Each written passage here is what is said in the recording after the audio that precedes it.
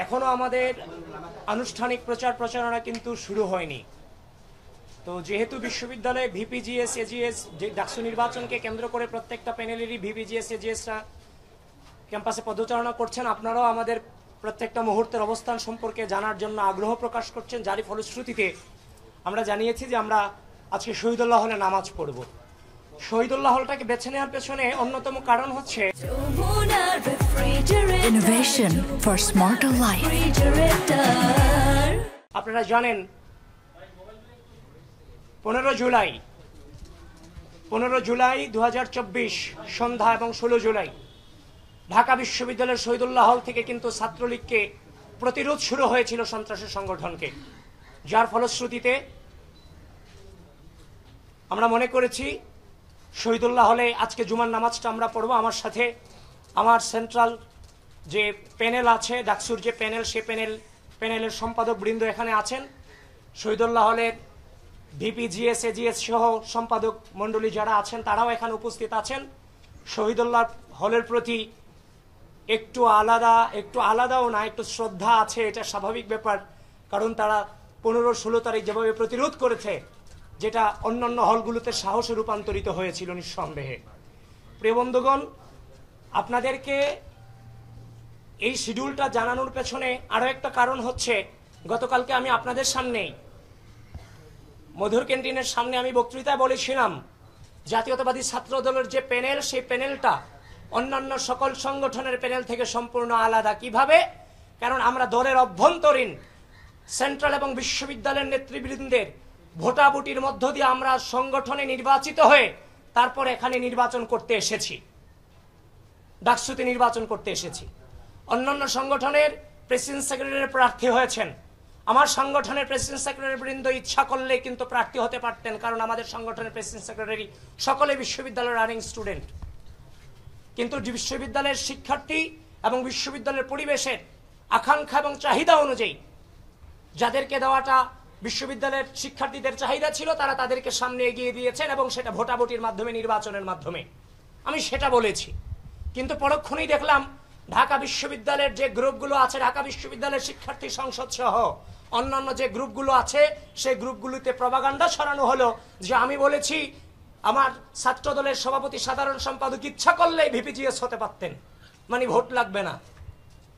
এই যে এই ধরনের যে উদ্দেশ্য প্রণোদিত প্রপাগান্ডা, এটা কিন্তু বিশ্ববিদ্যালয় পরিবেশের জন্য নিঃসন্দেহে নির্বাচনের জন্য হুমকি স্বরূপ।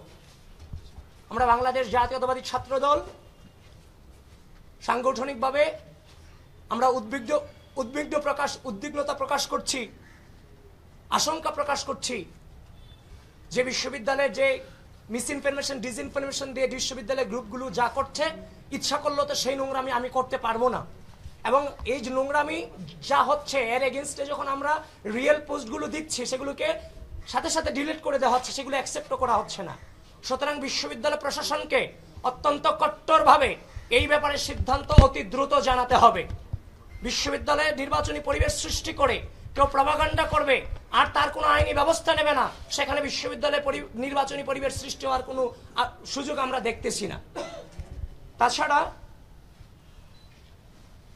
আরেকটা জিনিস আমরা লক্ষ্য করছি, যেখানে কার্জন হল কেন্দ্রিক অনেক সমস্যা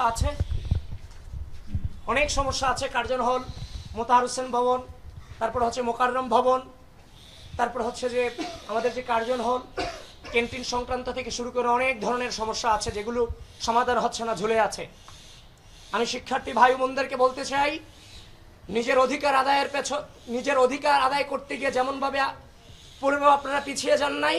সায়েন্স ফ্যাকাল্টি এই বিশ্ববিদ্যালয়ের গুরুত্বপূর্ণ ফ্যাকাল্টি, যারা বাংলাদেশের সম্পদে, প্রত্যেকটা ফ্যাকাল্টি গুরুত্বপূর্ণ, কিন্তু তাদের সকাল 8টায় ক্লাস শুরু হয়, বিকেল 5টায় ক্লাস শেষ হয়। সেখানে ল্যাবও আছে, এখানে লেজার পিরিয়ডও একদম কম। সেই জায়গা থেকে এখানে কিন্তু বিজনেস সায়েন্স যে ফ্যাকাল্টি, সেই ফ্যাকাল্টিগুলোতে ক্যান্টিন থেকে শুরু করে অনেক ধরনের ঝামেলা আছে। সেই ঝামেলাগুলো বাংলাদেশ জাতীয়তাবাদী ছাত্র দল তারা তাদের জায়গা থেকে, প্যানেল থেকে প্রতিজ্ঞা করছে যত ধরনের সমস্যা আছে সেই সমস্যাগুলো আমরা ইনশাল্লাহ সমাধান করব। এখনো আনুষ্ঠানিক নির্বাচনী প্রচারণা শুরু হয়নি। যে সমস্যাগুলো কথা আমরা বলে গেলাম, যে বিশ্ববিদ্যালয়ের নিরাপত্তা সংক্রান্ত যে সমস্যাগুলো, মিসইনফরমেশন, ডিসইনফরমেশন যেগুলো ছড়াচ্ছে, বিভিন্ন হচ্ছে যে প্রপাগান্ডা বাহিনী, এগুলোকে বিশ্ববিদ্যালয় প্রশাসন খুব দ্রুততম সময়ে এগুলোকে বন্ধ করতে হবে। বিশ্ববিদ্যালয়ের সকল ঘরানার, সকল মতের, সকল পথের প্রার্থী এবং ভোটার যারা আছেন সকলকে আমি আহ্বান করছি, হাসিনা চলে গেছে, একটি দীর্ঘ সময় এই ঢাকা বিশ্ববিদ্যালয়ে মানবতার জীবনযাপন আমরা করেছি। ছাত্রলীগ ছাড়া জীবনের কোনো মূল্যায়ন ছিল না, শিক্ষার্থীর কোনো মূল্যায়ন ছিল না। আমরা কিন্তু সেখান থেকে বেরিয়ে গেছি। 5 আগস্ট পরবর্তী সময়ে আমি আপনাদের মিডিয়াকে সাক্ষী রেখে বলছি, আমি আপনাদেরকে প্রশ্ন করছি, 5 আগস্ট পরবর্তী সময়ে প্রত্যেকটা ক্যাম্পাসে কারা কারা প্রপাগান্ডা ছড়িয়েছে, কারা বিভিন্ন সংগঠনগুলোকে রাজনীতি নিষিদ্ধের নামে নানান ধরনের মব তৈরি করেছে, আপনারাই কিন্তু জানেন। ঢাকা বিশ্ববিদ্যালয়ের সাধারণ শিক্ষার্থীরা এগুলো জানে। ঢাকা বিশ্ববিদ্যালয়ের সাধারণ শিক্ষার্থীদেরকে বলছি, আপনারাই সেগুলো বিচার বিশ্লেষণ করবেন, কারা 5 আগস্ট পরবর্তী সময়ে শ্রদ্ধা, স্নেহ, সহনশীলতা, সহমর্মিতাকে বৃদ্ধাঙ্গুলি দেখিয়ে বারবার কারা বিশ্ববিদ্যালয়ের মাটিতে সংঘর্ষ বাঁধানোর চেষ্টা করেছে এবং কি বিশৃঙ্খল পরিস্থিতি সৃষ্টি করার চেষ্টা করেছে। শুধুমাত্র আমি বলবো, ওপেনলি বলার প্রয়োজন না, আপনি আপনার বিবেককে প্রশ্ন করেন, আপনি উত্তর পেয়ে যাবেন।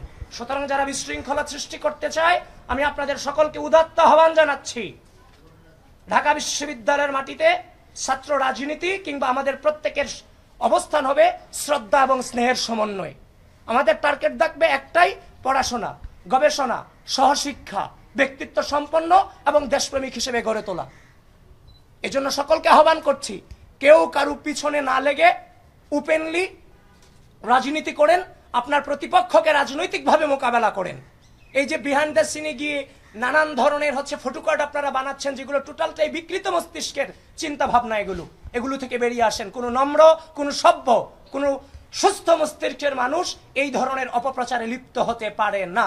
এখন আপনারা কি আসলে সুস্থ মস্তিষ্কের নাকি অন্য কোনো মস্তিষ্কের, সেটা আপনারাই বিবেচনা করে নেবেন যারা এই কাজগুলো করছে।